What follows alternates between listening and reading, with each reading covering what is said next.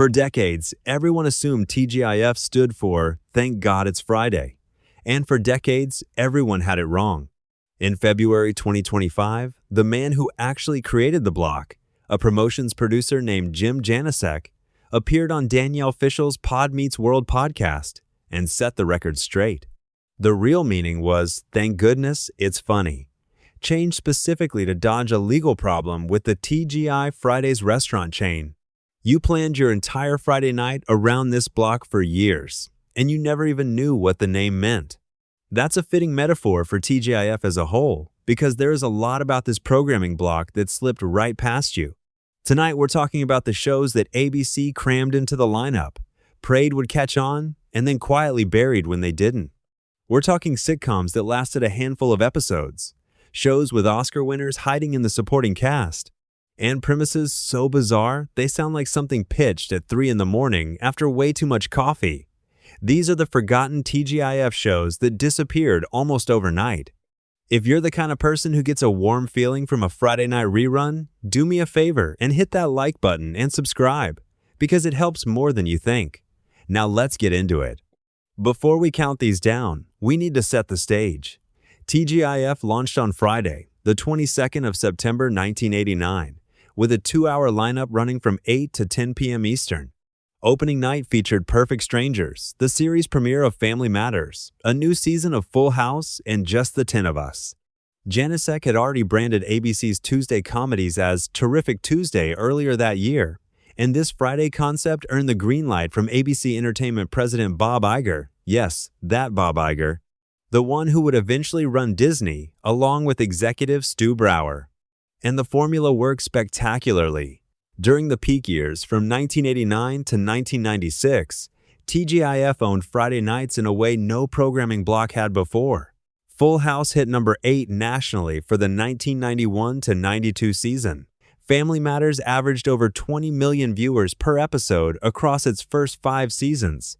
And Boy Meets World pulled roughly a 7.5 household rating. ABC had taken a night of the week that every network had written off as a dead zone and turned it into a gold mine. The problem with gold mines, though, is that you eventually start digging in the wrong places. ABC dug in a lot of wrong places. Let's count down 12 TGIF shows that vanished so fast you might not believe they existed. Number 12. Complete Savages. 19 episodes. During TGIF's 2003 revival, ABC greenlit a sitcom executive produced by Mel Gibson about a single father raising 5 rowdy, borderline feral boys, starring Keith Carradine. One detail really ties a bow on the TGIF curse here, because the show also featured Eric Von Detten, who will come up again later on this list. Complete Savages marked his second TGIF flop. ABC canceled it mid-season, and it left almost no cultural footprint whatsoever. Number 11, Getting By, 1993 to 1994. Thelma Hopkins and Cindy Williams starred as 2 single-mother roommates.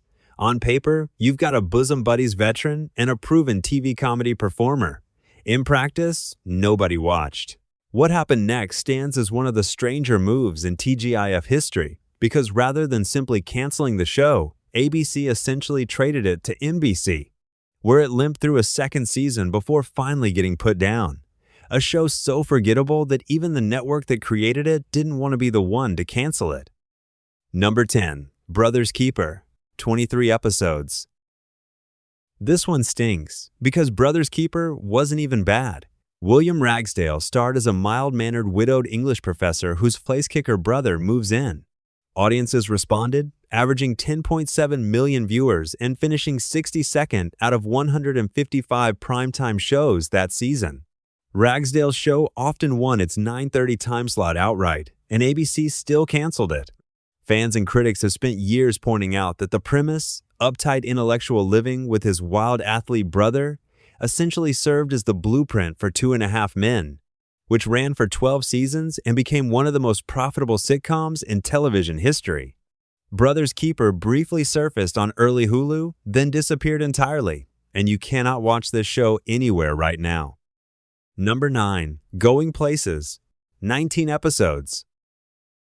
Miller Boyett Productions built this one around Alan Ruck, Heather Locklear, and Holland Taylor as four young writers working on a candid camera-style hidden camera show. 13 episodes in, ABC panicked and scrapped the show-within-a-show concept, fired Holland Taylor, and completely retooled the series so the characters now worked on a late-night talk show.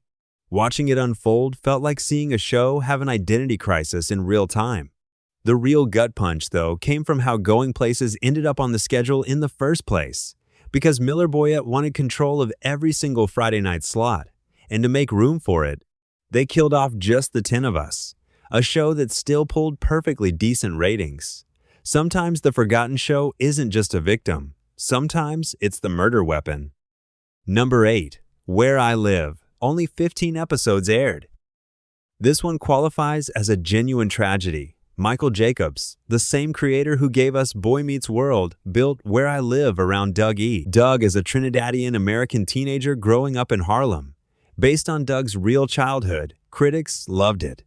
Bill Cosby personally lobbied ABC to renew it, and what ABC did instead was yank it off TGIF, move it to Tuesdays for a supposed second season, air exactly 3 episodes in that new slot, and cancel it.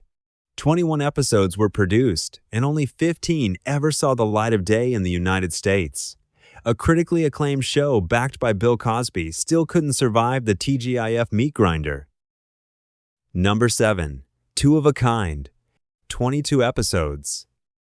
After Full House ended, Mary-Kate and Ashley Olsen remained the most bankable child stars on the planet, so ABC gave them their own TGIF vehicle. Strong premiere numbers gave way to a rapid audience exodus, because the twins were 12 now, and what had been universally adorable at age 4 turned into a much tougher sell at the edge of adolescence.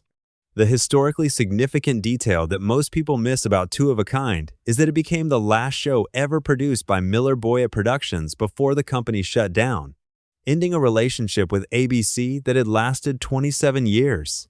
The partnership that built TGIF ended with a whimper, not a bang. A 4-0 Scholastic series for preteens followed the show, and reruns cycled through ABC Family through 2004. But Two of a Kind has never appeared on DVD or any streaming platform. Number 6. Hiller and Diller. 14 episodes. On paper, this should have been a home run. Ron Howard and Brian Grazer produced it through Imagine Television, and screenwriters Lowell Gans and Babaloo Mandel, the team behind Splash, Parenthood, and City Slickers, handled the writing. Kevin Nealon and Richard Lewis starred as mismatched sitcom writers, with Eugene Levy in a supporting role. That is an absurd amount of comedic firepower packed into one half-hour show. Critics called it derivative, audiences shrugged, and the whole thing died in 14 episodes. Also buried in the cast was a teenaged Allison Mack, years before she became internationally infamous for her involvement with Nexium. Hiller and Diller carried more talent behind it than most Emmy winners, and it evaporated like it never happened. Number 5. Camp Wilder. 19 episodes aired. If you want to understand how a show can be completely forgotten and yet secretly important, Camp Wilder is your case study. Mary Page Keller played a nurse raising her younger siblings, with Jerry O'Connell as her teen brother and Jay Mohr turning in a breakout performance as a character named Dorfman. Standard TGIF fare on the surface, but look at the rest of that cast list. Hilary Swank landed her first regular television role here, 6 full years before winning an Oscar for Boys Don't Cry. Jared Leto recurred as a bad boy named Dexter. Tina Majorino, Seth Green, and Marley Shelton all turned up in guest spots. Originally piloted under the name Camp Bicknell with a completely different lead actress and teen brother, both of whom got replaced when ABC demanded a retool. Ratings never materialized, and cancellation came after 19 episodes. Camp Wilder's unaired 20th episode has reportedly never been shown in the United States, though it did air in Germany and the UK, where the show attracted a minor following. Number 4. You Wish. Only 7 episodes aired on TGIF. Michael Jacobs created this one under the working title Genie. John Ailes starred as a 2,000-year-old genie released from a rug bought by a single mom played by Harley Jane Kozak. John Rhys Davies appeared early and got quickly phased out, while Jerry Van Dyke played a supporting role, which gets interesting because Van Dyke simultaneously portrayed a different character on Teen Angel, airing the same night on the same block. The same actor collected paychecks from two different TGIF shows at the same time, and both of them flopped. You Wish finished 92nd for the season before ABC pulled it after just 7 episodes, burning off the remaining 6 during the summer to fill the hole left by the also canceled Teen Angel. One critic described the lead's performance as evidence that his closest advisors had deluded him into thinking he was funny, which reads less like a review and more like an autopsy report. Only one thing about You Wish stuck in the public memory. On the 7th of November, 1997, all 4 TGIF shows aired a crossover called TGIF Time Warp, where Sabrina's cat Salem caused a 1950s-style time shift across the entire Friday lineup. That crossover remains the single episode of this show with any cultural footprint at all. Number 3. Teen Angel. 17 episodes. Al Jean and Mike Reiss created this one, coming off their runs as Simpsons showrunners and their cult animated flop The Critic. The premise ranks among the wildest things network television has ever attempted to sell to families. A high schooler named Steve loses his best friend Marty, who dies after eating a 6-month-old hamburger found under Steve's bed on a dare. Marty then returns as a guardian angel and reports to a character called Rod, described as God's cousin, who appeared as a giant floating orange head played by Ron Glass. Jordan Brower originally played Steve, and John Amos originally played the head in the pilot before both got recast. Maureen McCormick, Marsha Brady herself, took the role of Steve's mom and then quit partway through the season after reportedly seeing the writing on the wall. One episode, Grumpy Young Men, famously opened with Marty breaking the fourth wall to take passive-aggressive shots at ABC for forcing the cast changes. Ratings told the story clearly enough, averaging a 6.8 household rating with a 12 share. Lead actor Corbin Allred later walked away from Hollywood entirely, served a 2-year LDS mission, and became a paramedic.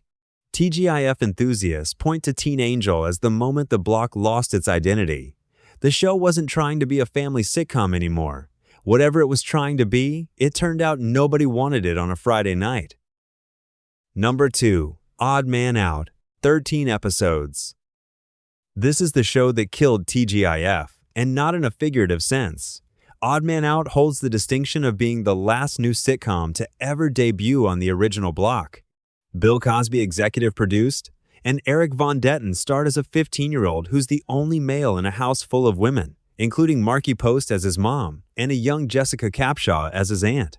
Brandon Routh, the future Superman, appeared in early roles. The pedigree and the talent both checked out, but what didn't check out was an audience. ABC's marketing campaign deserves most of the blame. Mysterious teaser promos ran for weeks, showing silhouettes, screaming girls, and the letters EVD, with absolutely no context, never actually explaining what the show was about. The intent was to build anticipation. The result was confusion, and nobody tuned in because nobody knew what they were tuning in for. ABC pulled Odd Man Out from the schedule in January 2000 and replaced it with the reality series Making the Band. 8 months later, on the 8th of September 2000, ABC officially retired the TGIF brand after 11 consecutive years. The block that had once averaged over 20 million viewers on a Friday night went out not with Full House or Family Matters or Boy Meets World, but with a show most people have never heard of, promoted by a campaign that most people never understood. Number 1. Aliens in the Family. 8 episodes produced, 2 aired on TGIF. 2 Friday night airings. That's all ABC allowed before pulling the plug. Jim Henson Productions built Aliens in the Family as a Brady Bunch-style blended family sitcom where the twist was that the stepmom was a pink-headed alien and her kids were Henson-built puppets. John Bedford Lloyd played the human dad. Todd Rundgren wrote the theme song, and buried in early guest appearances were James Vanderbeek, Hayden Panettiere, Allison Janney, and Aaron Eckhart, 4 people who would go on to build massive careers in film and television. ABC ripped the show from the Friday lineup after just 2 episodes and burned off the remaining 6 on Saturday mornings over the summer, essentially hiding it until contractual obligations ran out. Jaleel White, Steve Urkel himself, publicly criticized Henson puppet shows for ruining TGIF's credibility by skewing the audience too young. No DVD release has ever materialized. No streaming service has ever picked it up. A few episodes survive on the Internet Archive thanks to fan preservation, but officially, this show has been erased from the record as thoroughly as any network sitcom in American television history. 8 episodes, 4 future stars, 1 Todd Rundgren theme song, and the whole thing ended in less than 6 months. If any show on this list embodies the phrase disappeared almost overnight, Aliens in the Family is the one. Conclusion. So what actually killed TGIF? No single show delivered the death blow. What happened instead was a slow collapse spread across about 4 years. Cable networks like Nickelodeon and Cartoon Network gave kids options that didn't require sitting in the living room with their parents. And multiple TV households meant families stopped co-viewing altogether. Disney's acquisition of ABC brought pressure to skew younger and hipper, which clashed with the wholesome brand Janicek had built from the ground up. CBS launched its own competing block party in 1997 and poached Family Matters and Step by Step, 2 of TGIF's foundational shows, right out from under ABC. When Sabrina, the Teenage Witch, jumped to the WB in 2000, the last pillar crumbled. ABC tried twice to bring the block back, once in 2003 with shows like Hope and Faith and George Lopez, and again in 2018 with Fresh Off the Boat and Speechless. Neither revival lasted more than 2 years. What's worth remembering about all of this, though, is what TGIF actually accomplished. For about 7 years, from 1989 to 1996, this block stood as the single most reliable appointment viewing lineup on American television. Iger's original insight was simple. He'd noticed that families weren't watching TV together as much as they had in his childhood, and he believed that if ABC programmed shows where parents and kids could watch side by side, they'd be better off. For a while, that instinct proved exactly right. The hits collect, the reunions, the reboots, and the streaming deals. Full House got Fuller House, and Boy Meets World got Girl Meets World. For every Family Matters, though, there were 2 or 3 Camp Wilders lurking in the schedule. For every Sabrina, a Teen Angel and a You Wish aired back-to-back on the same night, both of them dying in real time while Jerry Van Dyke collected 2 paychecks. That's the real story of TGIF. Not just the shows you remember, but the ones that were built to be remembered and never got the chance. Thanks for watching. If you made it this far, you're my kind of people. Hit like, subscribe, and I'll see you on the next one.